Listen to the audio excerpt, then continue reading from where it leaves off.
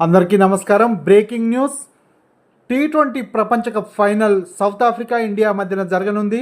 ఇప్పుడు toss India గెలిచి batting ఎంచుకుంది. ఈ కప్పును మనం ఇండియా గెలవాలని ఆశిస్తూ ఈ వీడియోని మీకు పోస్ట్ చేస్తున్నాను. ఈ వీడియో నచ్చినట్లయితే లైక్ చేయండి, షేర్ చేయండి. మరిన్ని వీడియోల కొరకు మా ఛానల్ను సబ్స్క్రైబ్ చేసుకోండి.